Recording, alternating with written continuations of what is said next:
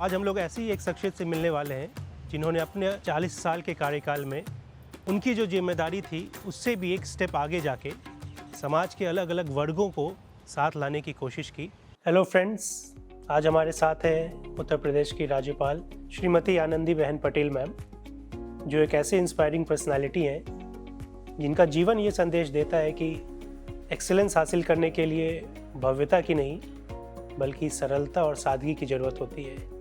अगर हम लोग अपने हर काम में जागरूकता और करुणा जोड़ते हैं तो उसका परिणाम एक सुंदर रूप ले लेता है और ऐसे भाव से किया हुआ कोई भी काम समाज के लिए भी बहुत लाभकारी होता है। और यही उद्देश्य है हमारे इस पॉडकास्ट सीरीज़ का, जिसका शीर्षक है एक्सीलेंस सिंपली लिव्ड, सादगी में श्रेष्ठता।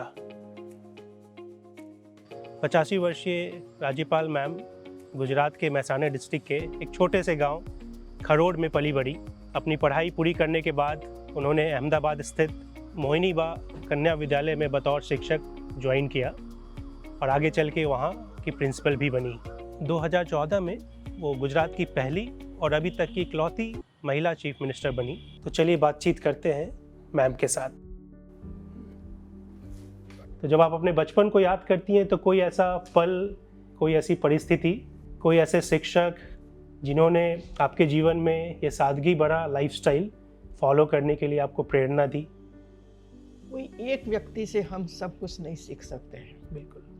पूरा परिवार का साथ और पूरा परिवार के जो सदस्य हैं, माता है, पिता है, भाइयों है, भाभियों है, और भतीजी भतीजा, ये सब को मिलकर जो हम रहते हैं परिवार भाव से। आपके कार्यकाल में बहुत सारे चेंजेस आपने ऐसे किए अपने माइंडफुल प्रैक्टिसेस के कारण, जो ओवरलुक करना आसान है, चाहे वो एग्जामिनेशन में आंसर शीट के पेजेस कम करने की बात हो, या अपने कॉन्वॉय साइज़ को सीमित करने की बात हो, या पानी के ग्लास में थोड़ा पानी कम करने की बात हो। जैसे पानी के संदर्भ में जो आपने बदलाव किए, जो आपके प्रैक्टिसेस हैं, उसके बारे में आपको शेयर करना चाहेंगे? हाँ, हमारे यहाँ आते हैं तो पूरा भर कर लाते थे। हाँ। इतना पूरा। तो आधा पीते थे, आधा रखते थे। बिल्कुल। वे लोग को बुलाती थी, देखो कितना पानी बिगड़ा, इतना ही लाओ, साथ में एक्स्ट्रा रखो। बिल्कुल। यदि ऐसे चाहिए तो दे दो, बिल्कुल, पानी नहीं बिगाड़ना चाहिए। और ये कंपलसरी है सबके लिए। मैं आंगनवाड़ी में जो आपने ग्लास चेंज किया था ना, उसके बारे में पूछना चाह रहा था कि वो क्या घटना थी और उसमें फिर आपने कैसा एक्शन लिया? इतने बड़े बड़े ग्लास देते थे। हाँ, तो उसको थोड़ा डिटेल इतना में ही लाना है। हाँ। बस, क्योंकि बच्चा की ताकत कितनी पानी पीने की, और वहां तो पानी लेते हैं और दूसरा टंकी ऊपर, बच्चे छोटे तो वो भी टंकी नीचे करवाई, खुद बच्चे अपना पानी ले, बिल्कुल, खुद अपना पानी पिए। वहाँ बाल्टी रखना है, जो पानी बचा वो इसमें डालो। छोटी छोटी चीजें, लेकिन बहुत इम्पोर्टेंट चीजें। हाँ, वही मैं डेटा देख रहा था, करीब 10 लाख आंगनवाड़ी बच्चे हैं, और अगर महीने में भी वो 1 लीटर पानी बचाते हैं। 10 लाख से ज्यादा है, इधर तो 1 लाख से ज्यादा आंगनवाड़ियाँ है यहाँ उत्तर प्रदेश में। हाँ, नहीं, मैं गुजरात का डेटा बता रहा था। वही 1 लाख आंगनवाड़ी तो कम से कम 20 लाख बच्चे, अब मतलब पूरे महीने में भी 1 लीटर पानी बचाते तो 20 लाख लीटर पानी हर महीने बच रहा है। ये जो पानी था ना, ये बाहर गमले में डालना, बिल्कुल, या तो बर्तन साफ करना इसमें से। तो कितना बड़ा एक छोटा सा बदलाव है कि इस ग्लास के साइज को बड़े से छोटा कर दिया गया, लेकिन उससे हर महीने 20 लाख लीटर पानी बच रहा है, और जो कि किसी और काम आ रहा है। वहाँ बाल्टी रखी थी, और बाल्टी 2 बाल्टियाँ रहते थे, बच्चों को दिखाते थे देखो कितना पानी हुआ, जाओ उठा कर ले जाओ नीचे और गमले में डालो। फिर उनको लगता था गमले उठाने पड़ेंगे तो कम पानी पीते, मतलब वेस्ट नहीं करते थे। बिल्कुल। या तो अंदर टॉयलेट में रखो, इसमें डालो, इसका उपयोग करो। एक था कि जैसे मंत्री बने, तो स्टेज पर से आते थे, बड़े बड़े बुके लेकर आते थे, और फिर हम हाथ में लेते थे और पीछे फेंक देते थे। बिल्कुल। तो मुझे विचार आया कि इतने बुके, उसी समय तो 50 रुपए का होता होगा। सही बात। और ये क्यों खर्च हम करते हैं, क्या इसमें कुछ और बदल नहीं हो सकता है? तो मैंने कहा भाई मुझे, क्या कि मैं स्कूल के साथ जुड़ी हुई थी, तो मैंने कहा मुझे बुक दीजिए। बिल्कुल। ये बुके बंद करिए, बुक दीजिए, बुक के बदले बुक। क्या बात है। तो ये शुरू हुआ। और जो बुक मुझे मिलती थी वो बुक मैं स्कूलों में भेज देती थी, तो स्कूलों के लाइब्रेरी में इकट्ठी होती थी। तो ये उसको एक बड़ा लाभ हुआ।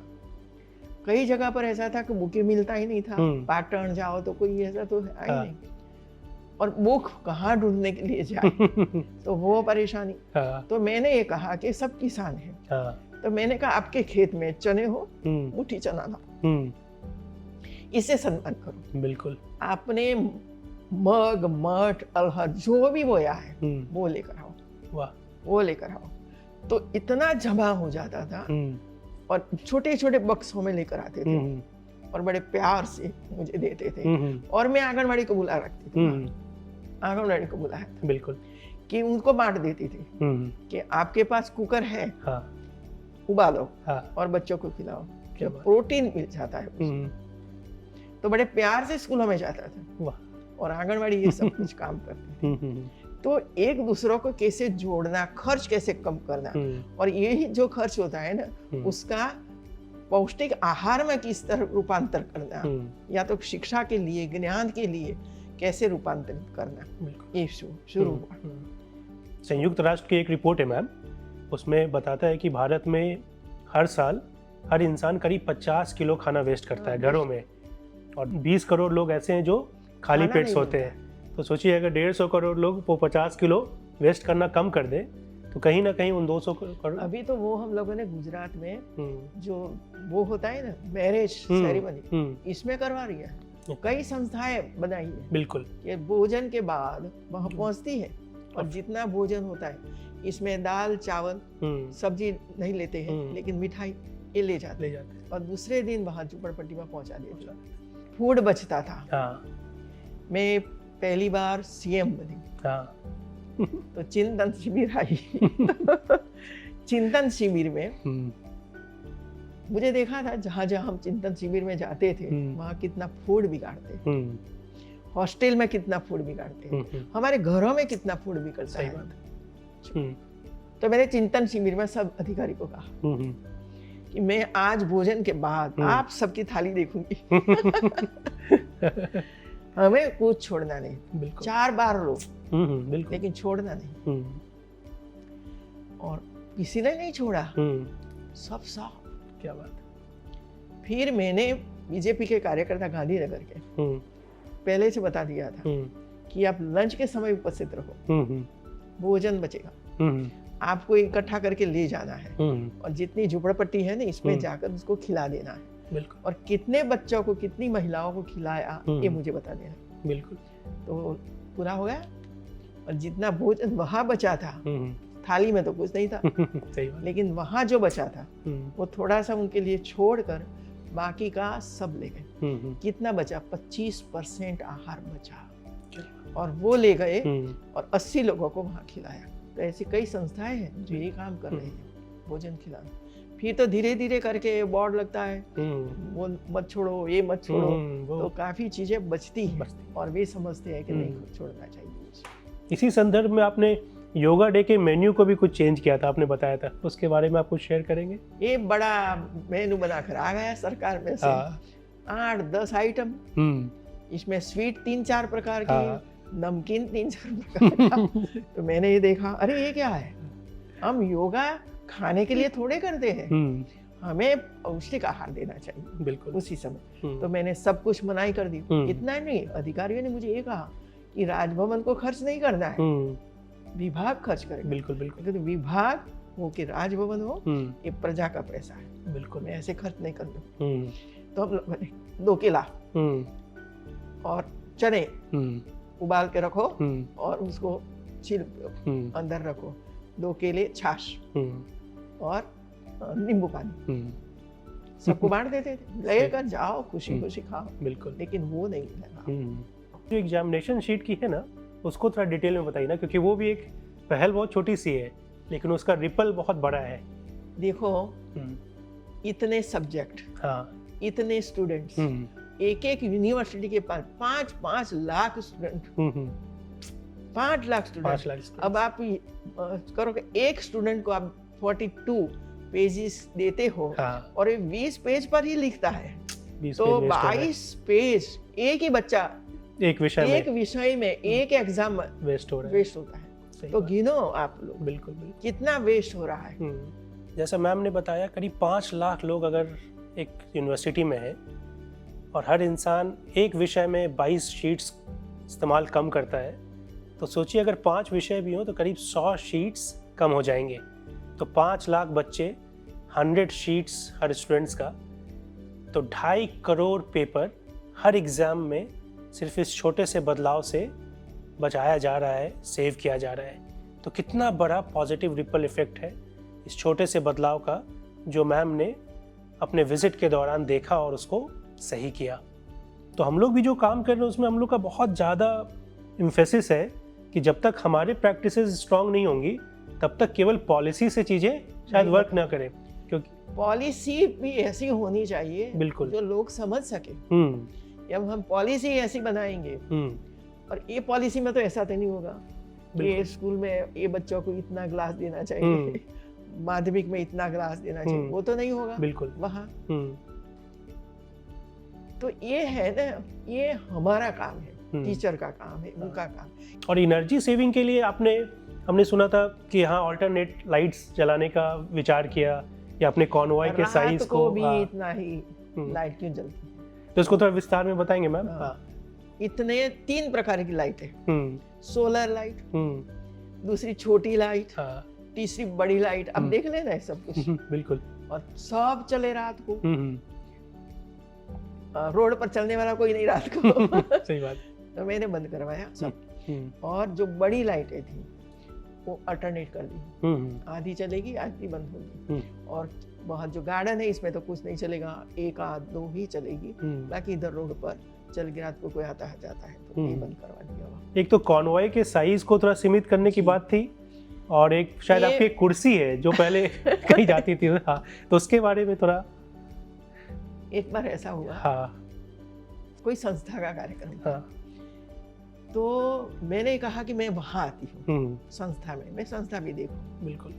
तो मैं वहाँ गई, तो रेड कारपेट बिछाई हुई, फिर अंदर गई तो बड़ी चेयर, मैंने तब पता चला कि राजभवन की है। अच्छा।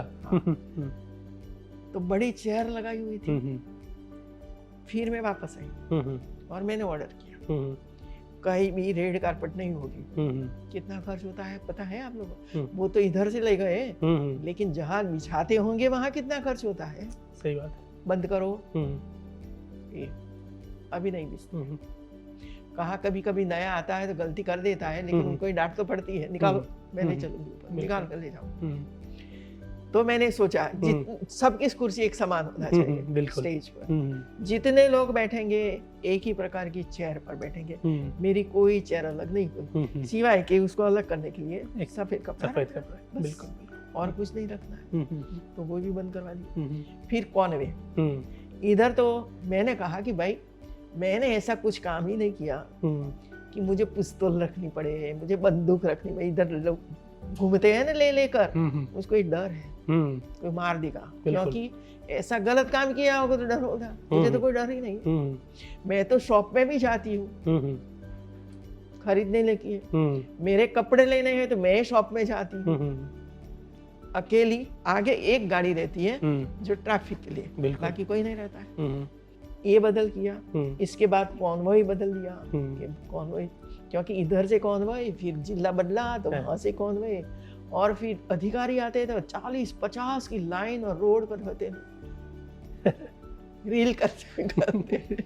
बुरा लगता है, बिल्कुल, क्यों हम वेस्टेज करते हैं। तो 4 गाड़ी लेकर जाते हैं। जो मैं रूम में बताया था ना, रैपिड फायर, 8-10 क्वेश्चन पूछूंगा, उसमें एक एक शब्द में आपको जो मन में आया पहले वो आप बता सकते हैं, और वो आपकी निजी जिंदगी से संबंधित होगा, ठीक है? तो पहला सवाल है कि एक सजग जीवन शैली की आदत जिसने आपके जीवन में बहुत बड़ा बदलाव लाया है, कोई एक आदत जो आपको लगता है बहुत इंपॉर्टेंट है। अर्ली मॉर्निंग उठना, अपना रूटीन काम कर देना, क्योंकि महिलाएं ज्यादा अपना तो सोचती नहीं है। बिल्कुल। अगर हम लोग सुबह सुबह आपके रसोई घर में जाते हैं तो आपको क्या करते हुए पाएंगे? मैं सबसे पहले ये सोचती हूँ, और ये रात को सोच लेती हूँ कि सुबह में मुझे खाना है। बिल्कुल। अभी मुझे लगता है कि मुझे ढोकला खाना है, तो मैं सुबह में 5 बजे उठकर ढोकला का आटा भिगो देती हूँ, और 9 बजे खाना है तो 8:30 बजे रख देती हूँ, ढोकला तैयार, खाना खाना। तो नाश्ते की तैयारी आप कर रहे होंगे। नाश्ते की तैयारी कर रही हूँ। बिल्कुल। एक किताब जिसने आपको बहुत प्रभावित की है? चुनौती मुझे पसंद है। एक अच्छी चीज जो आपको लगता है युवा पीढ़ी कर रही है? आज की जनरेशन टेक्नोलॉजी में बहुत ही आगे है, आगे है। बिल्कुल। लेकिन मुझे चिंता एक ही है कि खिसक न जाए बस। और कोई एक ऐसी चीज जो हमारे सीनियर्स, हमारे माता पिता बेहतर कर सकते थे, कोई ऐसी चीज जो आपको लगता है कि? मुझे ऐसा नहीं लगता। उन्होंने जो हमारे लिए, बच्चों के लिए जितना बेहतर कर सकते थे इतना किया। बिल्कुल। पढ़ाई की व्यवस्था, उनकी व्यवस्था, खाने की व्यवस्था, सब कुछ किया जो वो कर सकते थे। बहुत नो अच्छा कंप्लेन। तो हमारा जो ट्रेडिशन है मैम, हमारा जो कल्चर है, उसमें कोई एक दो बहुत अच्छे माइंडफुल और सस्टेनेबल प्रैक्टिसेस जो आपको लगते हो, जो हम लोग बहुत सालों से करते आ रहे हैं? तो शेयर करना, हमारी जो सांस्कृतिक प्रवृत्तियां हैं उनको शेयर करना, ये मुझे पसंद है, इसी वजह से करते हैं। कोई एक ऐसा माइंडफुल एक्ट जो आप अपने लाइफस्टाइल में लाना चाहती हैं लेकिन लाने में मुश्किल हो रहा है? कि जब मैं 3 बजे के बाद कहीं से वापस आती हूँ, 5 बजे के वापस आती हूँ, तब टीवी का अलावा कुछ नहीं है मेरे पास। अच्छा। तो शाम को 6 बजे या तो 6:30 बजे नीचे चली जाती हूँ, घूमती हूँ। सोचा कि मैंने जीवन में क्या नहीं किया। एक संगीत नहीं किया और एक पेंटिंग नहीं सीखा। तो मैंने अनार को कहा कि बेटा मुझे पेंटिंग सीखना है। अच्छा। तू पेंटिंग सीखेगी? तो मेरा जो फ्री समय है इसमें ही मेरा पेंटिंग होता है।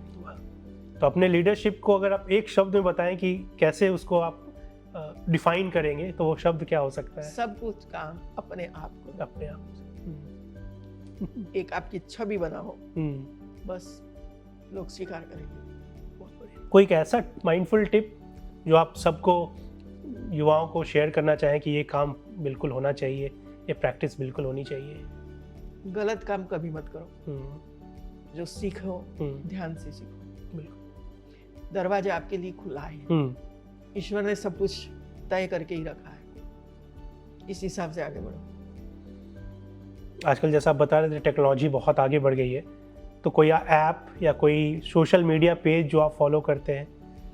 हाँ, मैं फॉलो करती हूँ। हाँ, तो उसके बारे में? एक तो पीएम की ऐप फॉलो करती हूँ, मेरा खुद का है, व्हाट्सएप भी है, वो भी है, वो भी है, वो देखती रहती हूँ। तो आप इंस्टाग्राम वगैरह भी यूज करते हैं? इंस्टाग्राम भी देखती हूँ। अच्छा।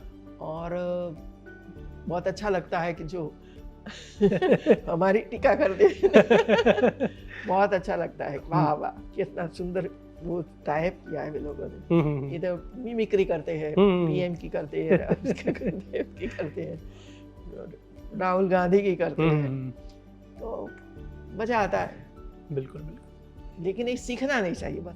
कि क्या आपको लगता है कि माइंडफुल और सस्टेनेबल लाइफस्टाइल जो है, उसके कॉन्टेक्स्ट में भारत अपने परंपराओं को और आधुनिकता को साथ लेके चल पाएगा और विश्व गुरु होता है ना, उसको लीड कर पाएगा?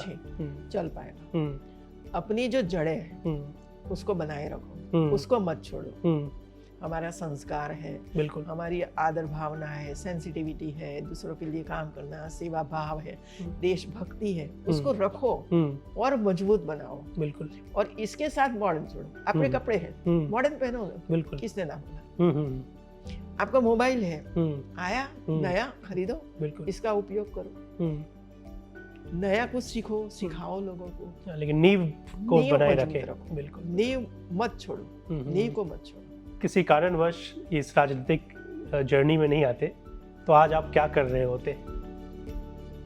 खेती, खेती, पशुपालन, वही तो हमारा व्यवसाय था। राजनीति में तो एक्सीडेंट आ गए।